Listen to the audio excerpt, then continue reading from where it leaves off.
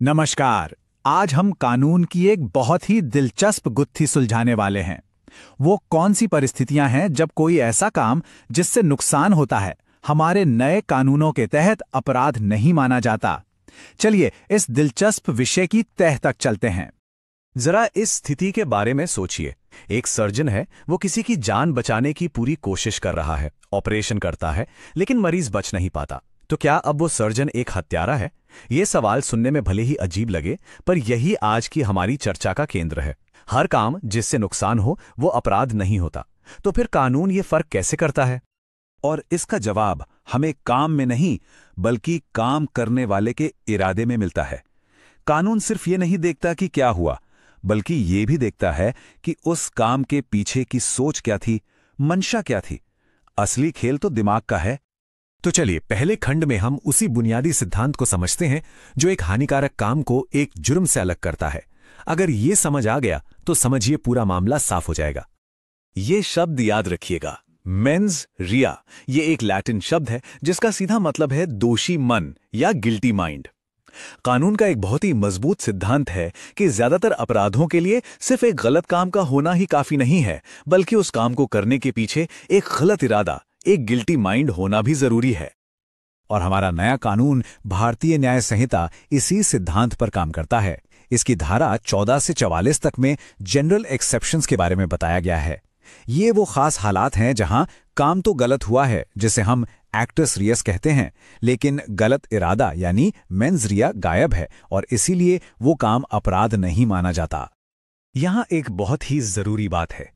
आमतौर पर यह साबित करना सरकारी वकील का काम होता है कि किसी ने जुर्म किया है, लेकिन जब कोई इन जनरल एक्सेप्शंस का फायदा लेना चाहता है तो साबित करने का बोझ उसी पर आ जाता है। उसे ही अदालत को यह यकीन दिलाना पड़ता है कि उसका मामला वाकई में इन अपवादों में से किसी एक के तहत आता है। तो चलिए अब अपवादों की पहली कैटेगरी को देखते हैं। ये उन स्थितियों के बारे में है जहां कोई इंसान या तो किसी गलतफहमी में या फिर अपनी कानूनी ड्यूटी निभाते हुए कोई काम करता है। यहां कानून एक बहुत ही साफ लकीर खींचता है।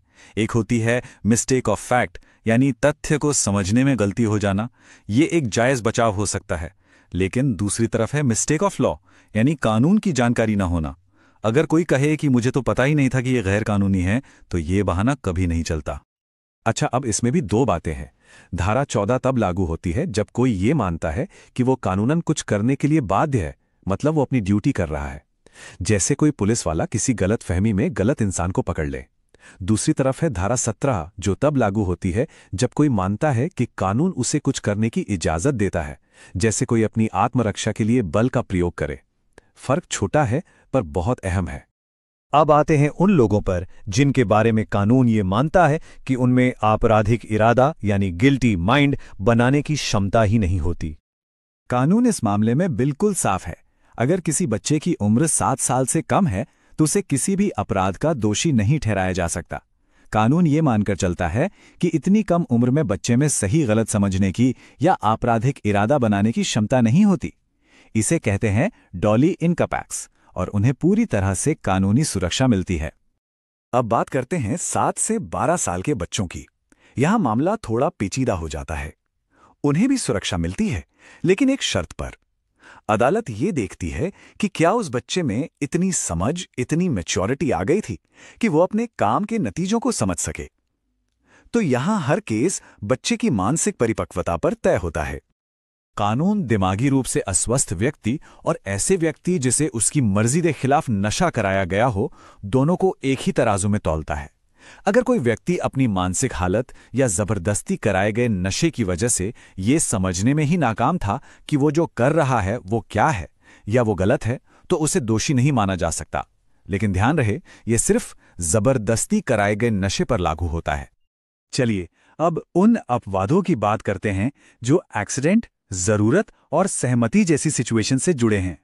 ये वो हालात हैं जहां नुकसान तो होता है, लेकिन उसके पीछे कोई गलत इरादा नहीं होता।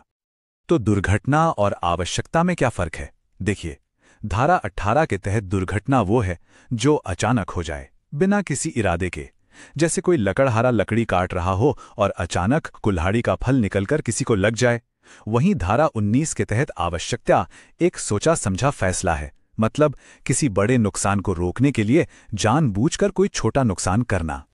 सहमति यानी कंसेंट एक बहुत ही मजबूत बचाव हो सकता है, लेकिन हर हां का मतलब कानूनी हां नहीं होता।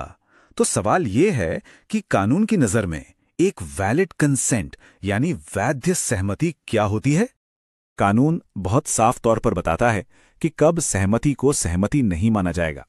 अगर सहमति डर दिखाकर, धोखा देकर या किसी ऐसे इंसान से ली गई है जो उसे समझने की हालत में ही नहीं है, जैसे कोई दिमागी रूप से अस्वस्थ हो, नशे में हो या 12 साल से कम उम्र का बच्चा हो, तो ऐसी सहमति की कानून की नज़र में कोई कीमत नहीं है। हाँ, लेकिन इसका भी एक जरूरी अपवाद है। इमरजेंसी में जब किसी से सहमति लेना मुमकिन ही ना हो और उसकी भलाई के लिए नेक नियत से कोई काम किया जाए तो वो अपराध नहीं है। जैसे कोई डॉक्टर किसी एक्सीडेंट में बेहोश हुए मरीज का तुरंत इलाज करे, यहां नेक नियत से जान बचाना सबसे ऊपर है। और अब हम आते हैं आखिरी कैटेगरी पर। ये उन कामों के बारे में हैं जो तकनीकी रूप से तो शायद नुकसानदेह हों, लेकिन इतने छोटे और मामूली हैं कि कानून उन पर अपना वक्त बर्बाद करना जरूरी नहीं समझता। चलिए जल्दी से 2 और अपवादों पर नजर डालते हैं। धारा 31 यानी किसी की भलाई के लिए नेक नियत से कोई बुरी खबर देना, जैसे डॉक्टर का मरीज को उसकी बीमारी के बारे में बताना। और दूसरा है धारा 32 यानी जान से मारने की धमकी देकर कोई अपराध करवाना। लेकिन याद रहे, ये बचाव हत्या जैसे गंभीर अपराधों पर लागू नहीं होता। ये एक पुरानी लैटिन कहावत है जो हमारे आखिरी अपवाद की नींव है। इसका मतलब क्या है, चलिए समझते हैं। इसका सीधा सा मतलब है the Lord doesn't sweat the small stuff. BNS की धारा 33 इसी बात को कहती है।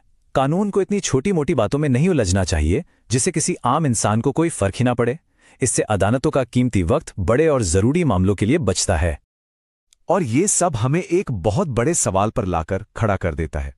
ये सारे अपवाद न्याय के लिए जरूरी तो हैं, लेकिन ये हमें ये भी सोचने पर मजबूर करते हैं कि एक कानूनी बहाने और किसी की अपनी व्यक्तिगत जिम्मेदारी के बीच की वो बारीक रेखा आखिर कहाँ खींची जानी चाहिए। ये एक ऐसा संतुलन है जिसे कानून हमेशा साधने की कोशिश करता है। सोचने वाली बात है ना?